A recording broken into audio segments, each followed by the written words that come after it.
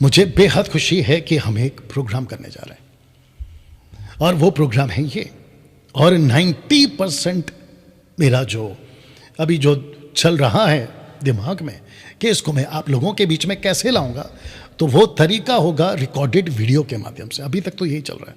90% ये होगा कि मैं इसको रिकॉर्ड करता रहूँगा और आप लोगों के लिए सोशल प्लेटफॉर्म पर 3 प्लेटफॉर्म पर डालता रहूँगा। एक है यूट्यूब, दूसरा फेसबुक और इंस्टाग्राम। ये तीनों जगह पे डालता रहूँगा। तो जिसके चलते लिखा है कि जल्द शुरू हो रहा है ये पुराने नियम का फटाफट अध्ययन, quick study on 39 old testament books. तो इसके ऊपर हम आपसे जो है बात करेंगे ना। दोस्तों, मैं चाहता हूं कि 29 पुस्तकों के जो मेजर कैरेक्टर्स हैं जिसके ऊपर हम बात करेंगे, ओके, आप जो 29 पुस्तकों का अध्ययन करेंगे उसके जो मेजर कैरेक्टर्स हैं वो है आदम, फिर उसके बाद में इनोक या हनोक, उसके बाद में नूहा, उसके बाद में अब्राहम, उसके बाद में आइजैक, उसके बाद में जेकब, उसके बाद में जोसेफ, उसके बाद में मोसेस और उसके बाद में जोशुआ। उसके बाद में आप लोगों का 43 किंग्स और फिर 17 प्रॉफिट्स। ऐसे करके आपके बीच में हम जो है ये बातों को आप लोगों के लिए सिखाना शुरू करेंगे। तो पुराने नियम का फटाफट अध्ययन इस वचन के हिसाब से, rightly dividing the word of truth, तो परमेश्वर के वचन को सही तरीके से समझकर आप लोगों के बीच में रखूं, ऐसा प्रयास मैं करूंगा। आपको मैं ये भी बताऊंगा, जैसे लिखा है कि पुराना नियम नए नियम का शैडो है, यानी कि परछाई है ना। उसके बाद आपके नॉलेज में अभी से ये बता दूं कि हम ओल्ड टेस्टमेंट की 39 पुस्तकों को वर्ड्स बाय वर्ड्स नहीं सीखेंगे, वर्ड्स बाय वर्ड्स नहीं सीखेंगे, लेकिन जो जरूरी है वो सब सीखेंगे। तो जिसके चलते लिखा है कि फटाफट बाइबल अध्ययन विश्व भर के लोगों के लिए ना। मकसद क्या है इस अध्ययन का? मकसद ये है कि नए पुराने मसीह भाई बहनों को सही तरीके से मजबूत करना। मतलब जो पुराने हैं वो और जो नए हैं वो। एक सच्चाई, 90% मसीह समाज 39 पुस्तकों को पढ़ते वक्त में कठिनाई महसूस करता है, नहीं समझ पाते।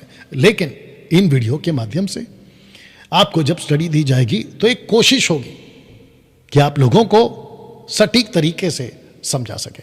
तो इसको कहेंगे कि मानो वचन 39 पुस्तकों का पुस्तक आपके लिए जिंदा हो जाएगा। ऐसी प्रयास आप लोगों के लिए मैं करूंगा और वचन को मैं जीवित करूंगा। दूसरे शब्दों में ऐसे उठकर आपके लिए आएगा। और ये कैसे होगा? पवित्र आत्मा की अगुवाई से। तो जिसके चलते ये प्रयास परमेश्वर की अगुवाई से हम करेंगे। इस अध्ययन से 39 पुस्तकों को समझने में आसानी होगी। पुराने नियम की 39 पुस्तकों को 4 भागों में बांटा गया है। पहला है विधान, यानी कि व्यवस्था, नियमों की पुस्तकें।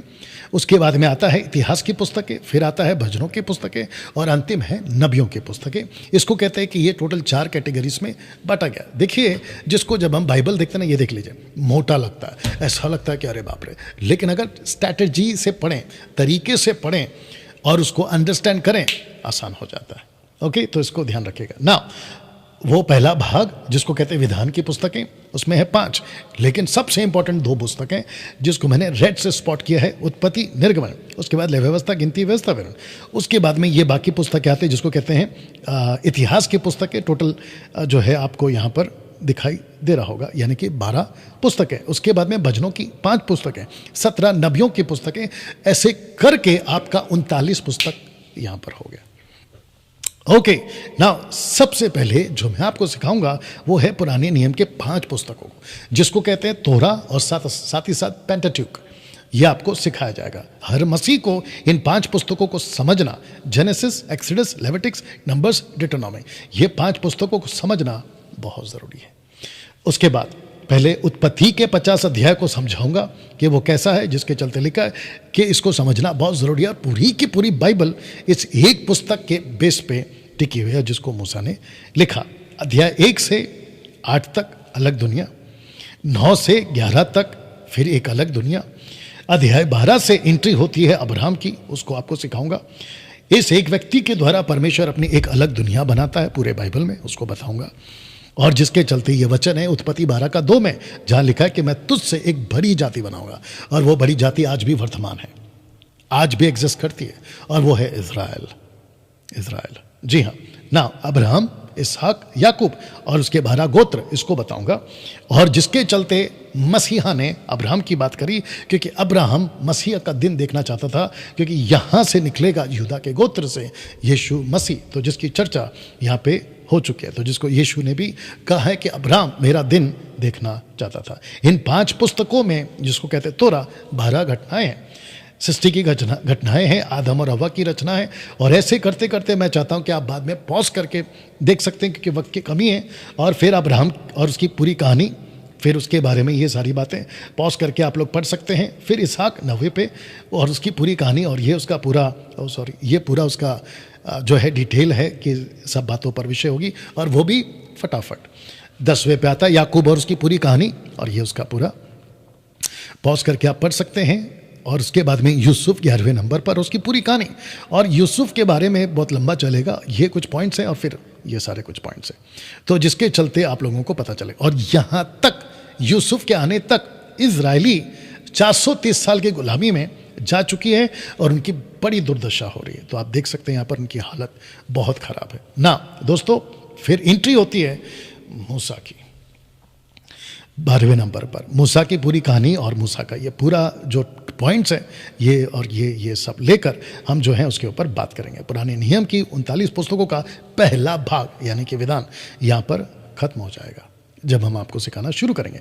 फिर 12 पुस्तकों का शुरुआत होता है, यहोशू की और उसकी पूरी कहानी, ये पूरे उसके पॉइंट्स हैं जिसके ऊपर हम बात करेंगे। पॉज करके आप लोग पढ़ लीजिएगा, ठीक है ना। और फिर उसके बाद में न्यायों की पुस्तकें शुरू होती है और 12 न्यायों और उनकी पूरी कहानी। और वहाँ पर आप देख सकते हैं कि ये पूरे के पूरे वो 12 कैरेक्टर्स हैं या रूलर्स हैं जिसके ऊपर हम बात करेंगे। रूथ की पुस्तक और उसकी पूरी कहानी, 42 किंग्स और उनकी पूरी कहानी, और जिसके चलते आप लोगों को जो है यहाँ पर सब कुछ सिखाया जाएगा। एजरा, नेहमिया, एस्तर, और फिर उसके बाद में अयूब, माफ़ करना, भजनों की पुस्तकें जिसमें अयूब है, भजन संहिता, नीति वचन, सबदेश, गीत और विजडम बुक्स भी कहा जाता है उसको। और फिर उसके बाद अंत में आपको जो है 17 नबियों की पुस्तकें जिसमें से 5 मेजर हैं और बाकी 12 माइनर हैं।